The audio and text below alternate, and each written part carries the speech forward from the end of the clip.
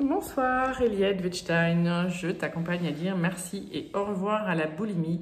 Et ce soir, je voulais te parler du fait que c'est absolument impossible en fait de guérir d'une addiction seule. D'où l'intérêt en fait de travailler spécifiquement sur la boulimie. Euh, Moi, j'ai mis très longtemps en fait à travailler sur la boulimie, en fait, parce qu'il y a eu besoin de travailler d'autres choses. Mais à un moment donné, il est important de travailler vraiment spécifiquement sur ça. Donc, bien sûr qu'on ne travaille pas sur le symptôme, on ne va pas travailler sur le fait de manger, de vomir ou de manger, de faire gaffe, d'être dans le contrôle sur la nourriture, etc. Je ne travaille absolument pas sur la partie nourriture, mais de travailler sur toute la partie immergée. Qui provoque en fait la boulimie ou qui a fait apparaître ce symptôme chez toi et qui fait qu'il continue parce que une addiction, vous savez, se nourrit d'elle-même, en fait, s'auto-entretient.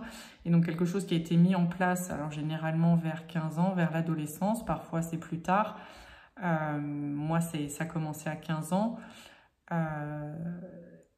C'est tout ce qui est avant, en fait. Toutes tes relations d'avant, toute ta compréhension du monde d'avant, ta carte mentale, en fait, tout ce que tu as vécu avant et que tu continues en fait à revivre parce que tout te ramène en fait à ça, ou en tout cas tu fonctionnes à partir de ta structure que tu as mis en place en fait dans ta petite enfance. Donc c'est tout ça en fait qui a besoin d'être bougé, c'est tout ça qui a besoin d'être transformé, guéri, transmuté, tu mets le mot que tu veux en gros, mais c'est tout ça qui a besoin d'être bougé. Et quand tu vis ta vie d'aujourd'hui, tu n'as absolument pas la main consciemment en fait sur tous ces processus que tu as mis en place dans l'enfance. Parce que tu vis plus chez tes parents, tu as quand même évolué, hein, tu n'as pas fait du surplace, tu n'as pas 7 ans avec une vie de 7 ans, d'accord? Donc tu es dans la vie normale, tu es dans la vie, tu as une vie sociale, tu as une vie de maman, tu as une vie d'entreprise, tu as une vie de couple ou pas. Donc tu as une vie, mais tes fonctionnements sont quelque part ceux d'une petite fille. En tout cas, ils n'ont pas suffisamment grandi, ils n'ont pas maturé suffisamment par rapport à qui tu es maintenant. Donc c'est comme si tu étais une petite fille à l'intérieur et il n'y a pas de jugement, hein. Tout le monde est comme ça, hein, d'accord? Sauf qu'il y en a qui l'ont plus ou moins. Et regarde bien autour de toi parce que je continue à penser qu'il y a énormément de gens qui ont des addictions à des niveaux différents, des trucs plus ou moins socialement acceptables ou qui les empêchent plus ou moins de vivre. Mais je vois de plus en plus, en fait, comme les gens sont addicts de toute façon, peu importe à quoi c'est. Toi, tu vis la boulimie. C'est chiant, ça prend du temps, ça coûte de l'argent, ça prend de l'énergie. Et puis, tu as l'impression de ne pas vivre ta vie, parce qu'il y a quand même beaucoup de culpabilité et de honte quand tu as de la boulimie. Donc, tout ça sont des choses qui sont à travailler avec quelqu'un, alors soit qui l'a traversé déjà, comme c'est mon cas, ou des gens qui sont spécialisés en fait dans les addictions ou spécialisés dans ces processus de transformation, ce qui est mon cas aussi. Ce que je veux dire, c'est que je suis pas, t'es pas obligé de travailler avec moi, mais va travailler avec quelqu'un, va dans un centre, va dans un groupe de boulimiques anonymes, si ça existe dans la ville où tu es. Il y a énormément de prise en charge et de personnes en fait qui accompagnent. Il faut que tu te sentes bien avec la personne qui le fait, il faut que tu sentes qu'elle est à ton écoute, qu'elle te parle la bonne chose et qu'elle va au bon rythme. J'insiste sur le fait d'aller au bon rythme. J'ai travaillé avec une personne un moment. En fait, j'ai mis énormément de temps à trouver les bonnes personnes avec qui travailler. J'ai travaillé avec une personne à un moment qui me parlait de lâcher les crises et ensuite d'aller voir d'autres choses, etc. À ce moment-là, pour moi, lâcher les crises n'était juste absolument pas envisageable. Ce n'était pas possible. Elle me parlait de lâcher les crises, je m'effondrais en larmes. Donc, Eliette, 35 ans, d'accord, s'effondrer en larmes quand on lui parle de lâcher ses crises. Mon fils a fait pareil quand on lui a dit qu'il n'aurait plus que 2 heures de téléphone par jour. 15 ans, tu n'as plus que 2 heures de téléphone par jour.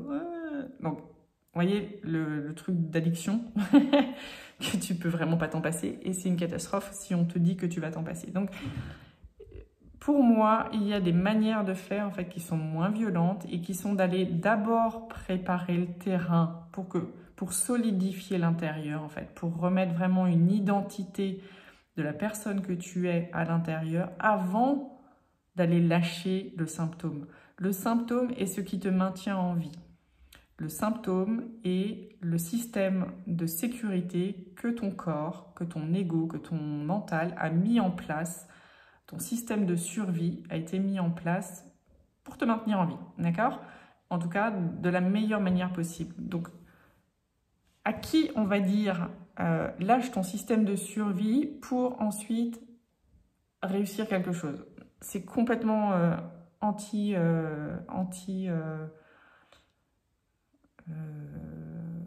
tout cas, ça ne fonctionne pas. En tout cas, moi, ça n'a pas fonctionné du tout. Et je vois bien à quel point ça peut être tellement fort que tant qu'il n'y a pas une autre sécurité intérieure, mais tu ne vas pas lâcher ta ligne de survie quand tu n'as pas une autre ligne. Tu fais de l'acrobranche, tu as 2 lignes de survie. Parce qu'il y en a toujours une qui vient prendre le relais s'il y en a une qui foire.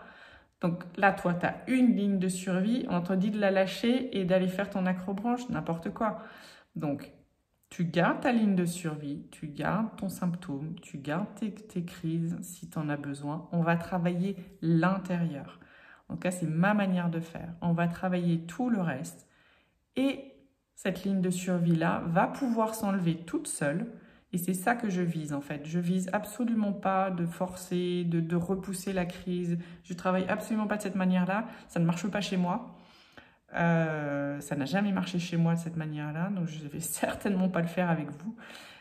Pour moi, la meilleure manière, c'est quand il y a quelque chose de suffisamment sécure à l'intérieur, de suffisamment fort. Il y a vraiment une histoire de renforcer en fait la personne que vous êtes, de faire maturer en fait votre personnalité, de renforcer ça. Et quand ça c'est fait, les crises on s'enlève toutes seules. Il n'y a pas d'effort à faire en fait.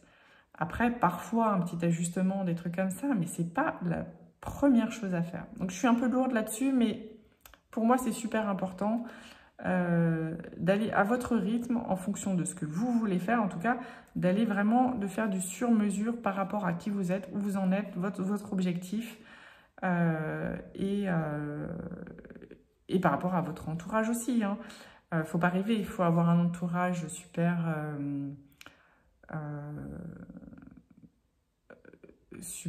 soutenant en fait. Quand vous voulez guérir de la boulimie. Donc, si vous êtes encore dans un entourage qui est un peu castrateur, un peu jugeant, un peu... Eh ben, c'est quand même plus compliqué que quand vous avez un entourage, ne serait-ce que quelques personnes. Je ne dis pas tout votre entourage, mais au moins qu'il y ait quelques personnes dans votre entourage à qui vous pouvez discuter, avec qui vous pouvez échanger, et surtout qui sont des personnes, en fait, qui vous... dont l'énergie, en fait, vous soutient, vous accueille, il y a vraiment quelque chose de bienveillant en fait, mais même dans l'énergie, pas que dans les paroles, dans l'énergie et qui fait que ça matche avec la vôtre. Voilà. Ce que je vois vraiment, c'est que moi j'ai des personnes, il suffit que je passe un week-end ou quelques heures avec, ou même 1 heure au téléphone parfois, ça me met dans une énergie qui est totalement différente et donc j'ai besoin, je me nourris. Et donc, il paraît que j'ai un langage très nourriture, mais donc c'est un peu normal. C'est quand même mon sujet. Mais se nourrir, c'est pas que par la nourriture. On se nourrit aussi par l'énergie, on se nourrit par les vibrations, on se nourrit beaucoup par les yeux, moi en tout cas, des paysages. On peut se nourrir par les musiques, par les sons. On peut se nourrir bien sûr par le toucher, tout ce qui est massage. Donc, il y a différentes manières de se nourrir. Et il y a des gens qui, par leur énergie, vous nourrissent. Et bien ça, c'est quand même super agréable. Donc quand vous les trouvez, surtout, gardez-les. Je ne dis pas de les pirater, d'accord, mais sachez qu'elles vous nourrissent.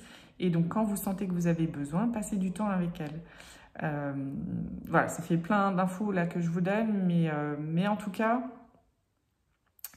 ce que je voulais vous faire passer, en tout cas comme message à la base, c'était que c'est pas possible de guérir seul d'une addiction. Il y a besoin de soutien, il y a besoin de soutien régulier. C'est pour ça que moi je travaille à une séance par semaine, en tout cas au démarrage.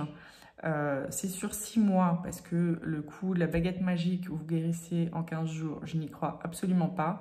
Il y a vraiment besoin d'un travail de longue haleine, en fait, sur du long terme, pour que ce soit suffisamment complet, en fait, la transformation, et puis pour que ça tienne dans le temps.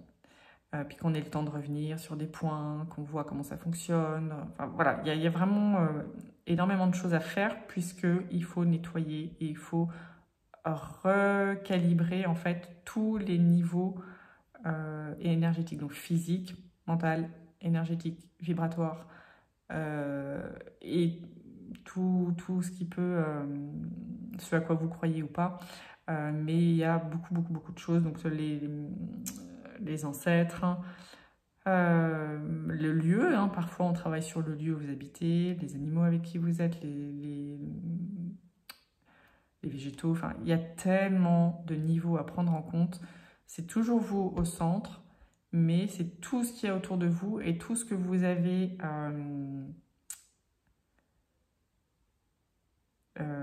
créé en fait, qui est à on va dire pas forcément déconstruire. Il y a certaines choses qui sont à déconstruire, mais qui sont à réaligner en fait. C'est surtout ça. Donc, que ce soit moi ou quelqu'un d'autre, surtout faites-vous accompagner.